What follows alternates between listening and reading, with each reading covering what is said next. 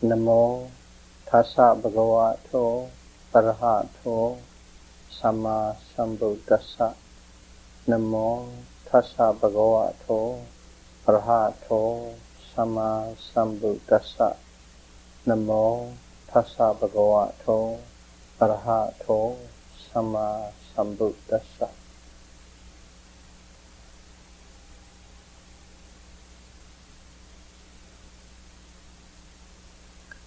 Theravada Buddhism series, Dhamma talk number 66. Arising of cause and effect together. Sahaja Vicheo.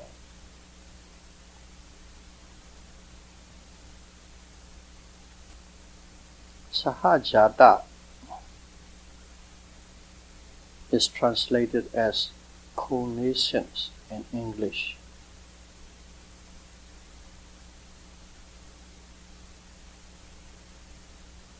People might not understand the word cognizance fully. So, let's try and see from a different way. Saha means together or at the same time. Jata means arising, becoming, or born. So when you add the two words sahajata,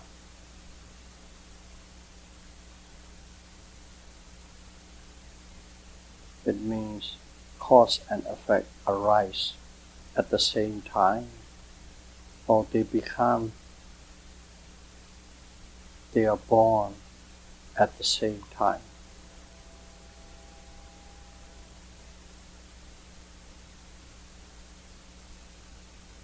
So, what it means is the effect appears or occurs at the same time with the cause. Our logical understanding is effect or result follows the cause.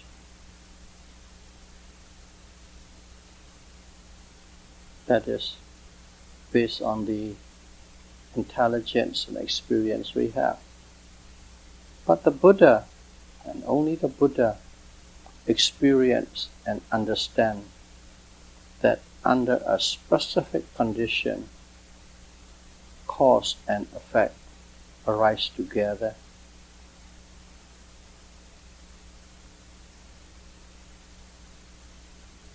And the translated word is cognizance condition.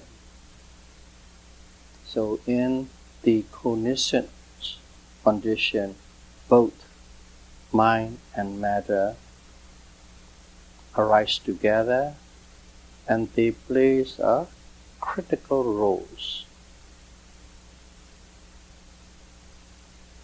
That's why we need to have a clarity on the physical and mental phenomenon that participates in this causal relations.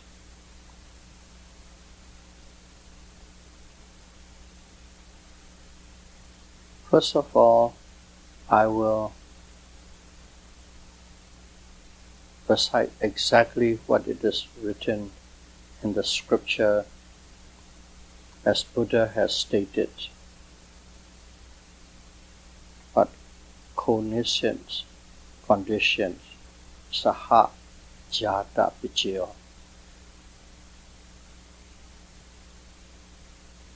They are as follows. Point 1. The four immaterial aggregates are mutually related to one another by the cognizance condition. Number 2. The four great elements are mutually related to one another by the cognizance condition. 3. At the moment of conception, mind and matter are mutually related to each other by the cognizance condition. 4. Consciousness and mental factors are related to, just simply related to mind-produced matter by the cognizance condition. 5. The four great elements are related to dependent matter or derived matter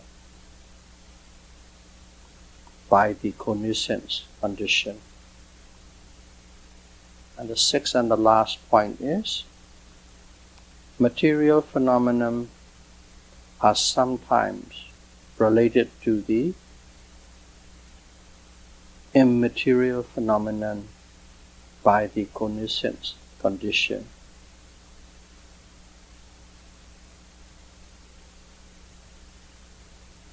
But sometimes they are not related by the cognizance conditions. These are what is written in the book, stated by the Buddha with regard to sahaja vichaya, cognizance condition. So let's elaborate a little so that we can understand clearer.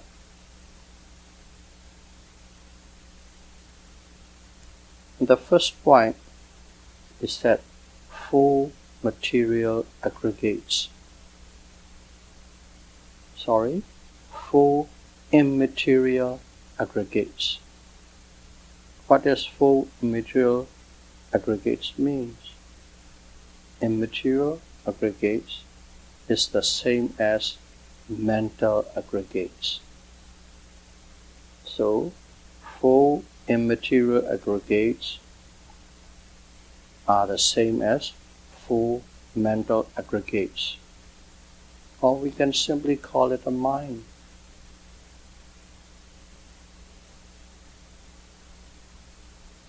Now, what are the four mental aggregates? They are the aggregates of feeling, Vedana khanda, aggregates of perception, Sanya khanda, aggregates of mental formation, Sankhara khanda, and aggregates of consciousness, Vijnana khanda.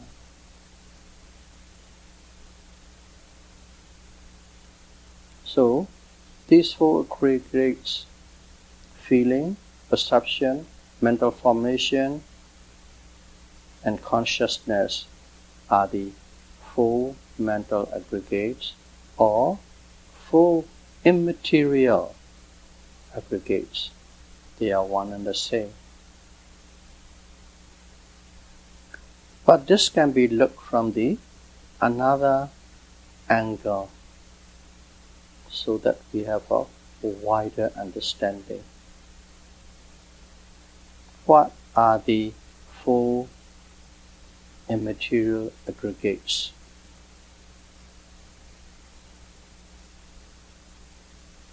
They are 89 consciousness and 52 mental factors.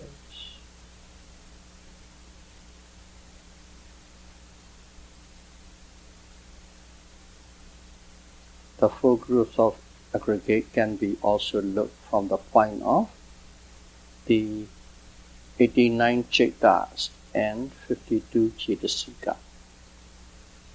89 consciousness, and 52 mental factors. That is the four immaterial aggregates. Now we know what the four immaterial aggregates are. And these belong to the causal side of the system, because we are finally talking about cause and effect. The causal side. It belongs to the causal side. So, what belongs to the side of effect?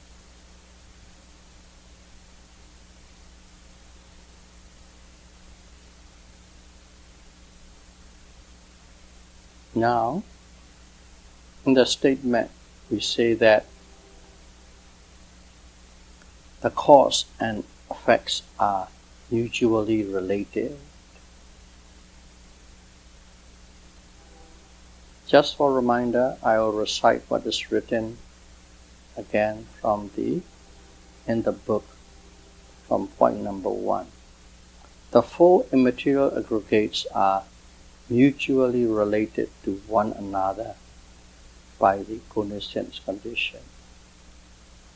So, the causes and effects are mutually related.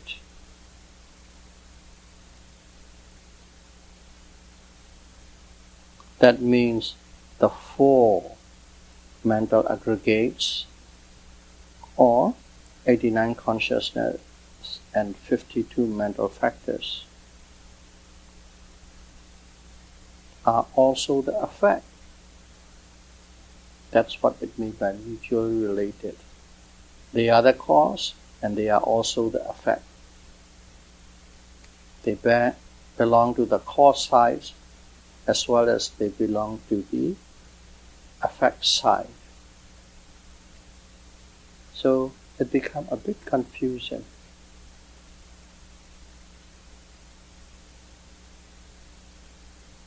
Both cause and effect are born together, become together, and arise together in the cognisance condition.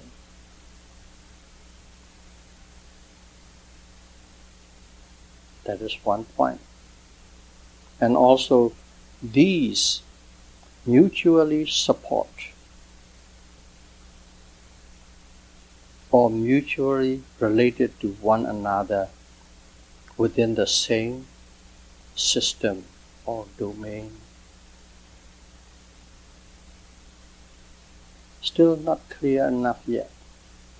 So let's go a little farther to see what it means. So in other words, let's see, we know there are four aggregates. If Vedana, feeling, is the cause, perception, sanya, mental formation, sankhara, and consciousness, vijnana, are the effects.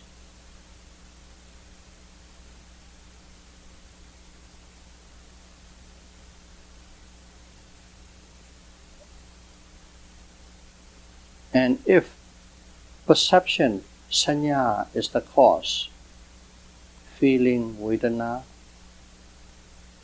mental formation, sankhara, and consciousness, vijnana, becomes the effect.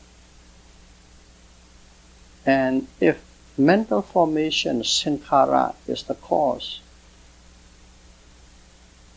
feeling, vedana, perception, sanya, and consciousness, vijnana, becomes the effect. And if consciousness is the cause, feeling, perception, and mental formation are the effects.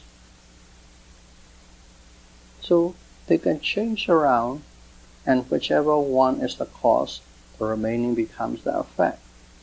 And that is what it means by mutual relation, mutually related to one another, mutually supportive of one another.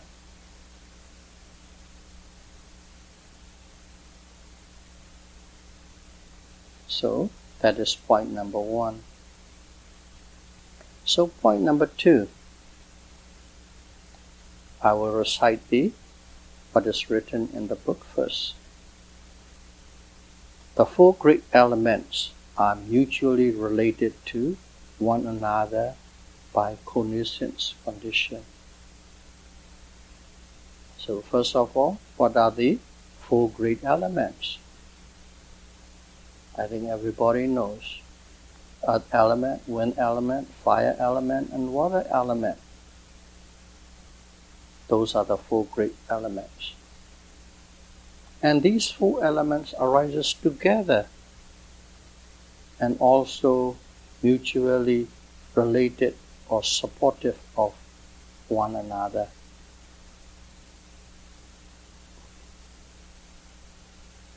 To give you a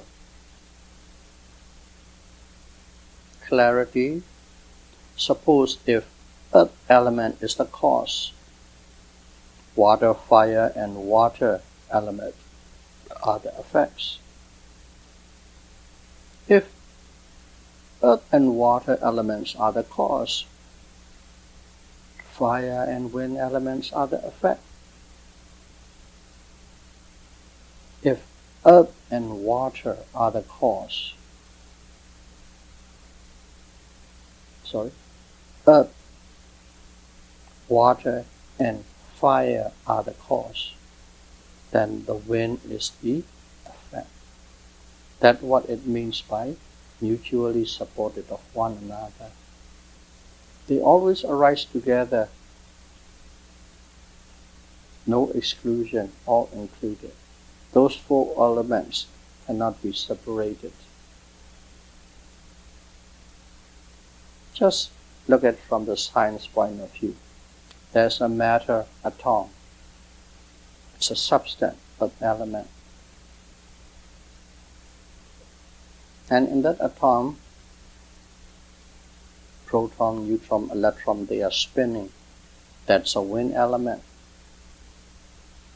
And every substance has a heat or temperature, hot or cold. Fire element. And they are all combined together, composed together. Cohesion, water element. They are all together. It cannot be broken down. That is mutually related and supportive of one another, and at the same time, if one arises, everything arises together.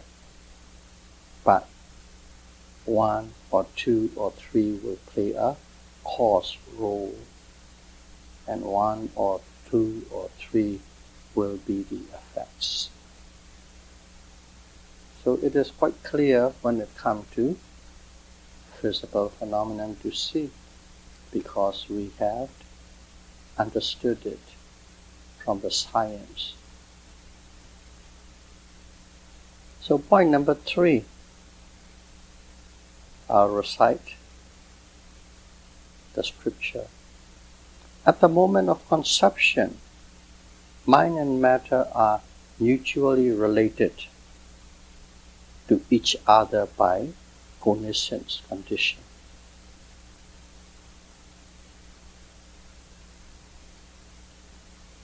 So, at the moment of conception, and in here, we need to understand different realms. There are realms only mind exists, no matter. There are realms only matter exists, no mind. So they are excluded. But all the remaining realms where there is mind and matter together, body and consciousness together, those are called 5 aggregates realm. And this definition of conception applies to the 5 aggregates realm, not mind only realm or body only realm.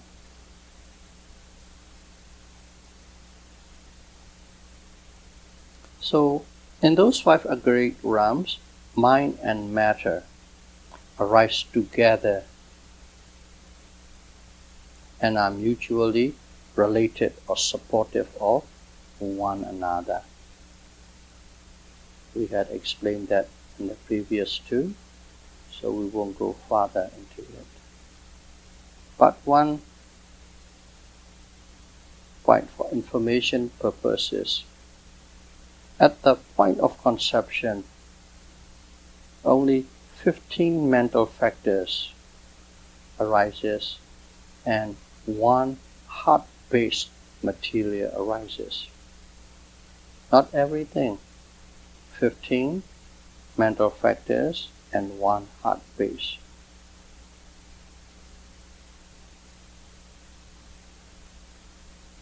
They appear, they occur, arise together, and are mutually related and supportive of one another.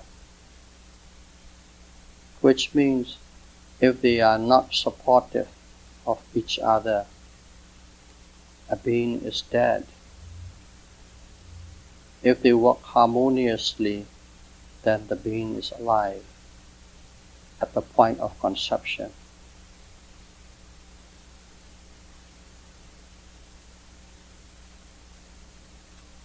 Point number 4.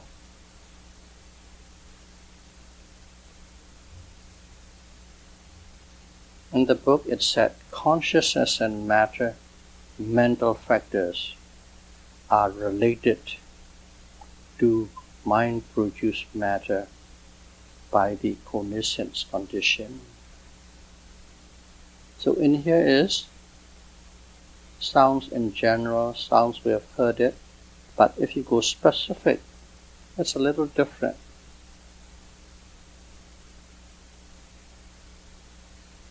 We know there are 89 consciousness in general, but in this point number 4, only 75 consciousness are applied there.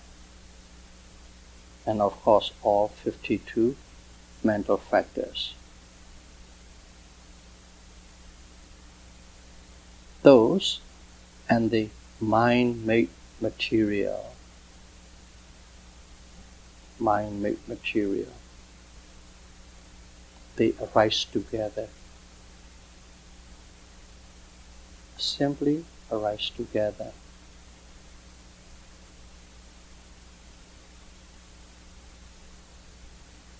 Did not say mutually related. We will explain it further down the line.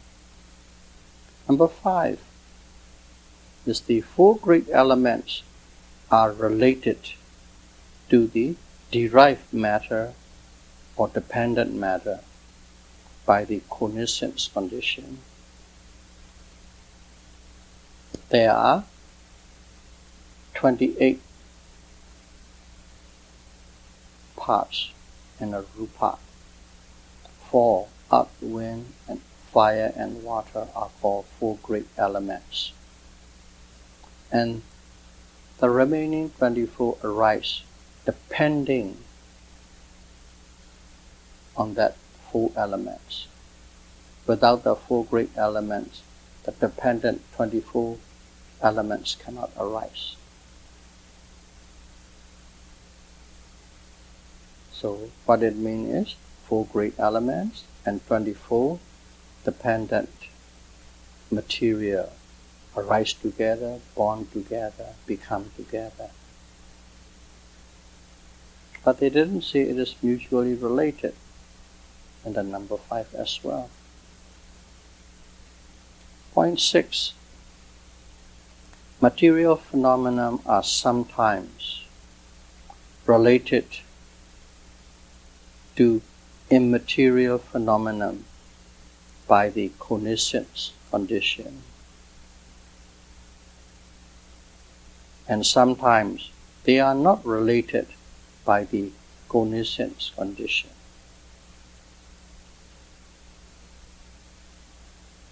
What it means is some material phenomenon, and it refers to the point of conception. At the point of conception, there are 30 karma-born materials arises. In Pali, kamaja kalapa, and also rebirth consciousness arises, and they arise together. 30 karma-born materials or matters and rebirth consciousness arise together, and also they are mutually related to one another at that moment of conception. That's why they say they arise together, they are mutually related to one another. In other words, one needs the other to survive, or one needs the other support. At the precise moment of conception. However, in the periods after the moment of conception,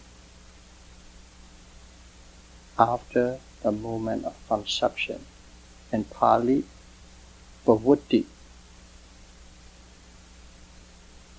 material phenomenon and mental phenomena are not related by the cognizance condition, which means after the point of conception, this mind and matter does not arise together. One precedes and another succeeds. That is an exception case. So, from these 6 points, we can take away that the mind causes mind, and also matter causes matter.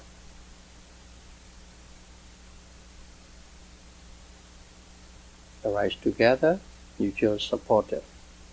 And also at the point of conception, consciousness and karma-forming material are mutually related and arise together. And also consciousness and mental factors conditioned mind-made material, causes mind-made material.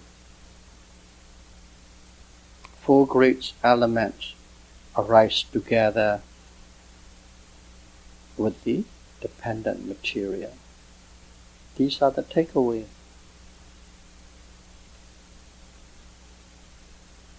And those which are exception to the rule, it's only exception to the rule at this particular condition, but they are governed by a different sets of rules or laws.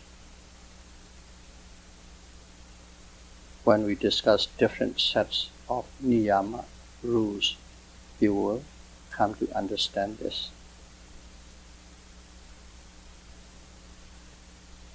We are talking about this tedious and boring subject. The purpose is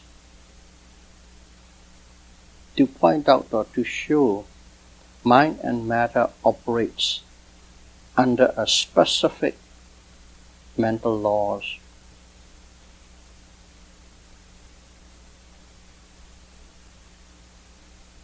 It does not arise randomly or by chance. It is not the outcome of a soul or a being deciding under its own will, power, and whims. In other words, these systems, these operations, these laws shows specifically the path they follow, and it is not being created, ordered by any Supreme Being. That's the point of discussing this topic. May all of you be able to practice mindfulness insight meditation and understand the true nature of non-self as soon as possible. Sadhu, sadhu, sadhu. Thank you very much.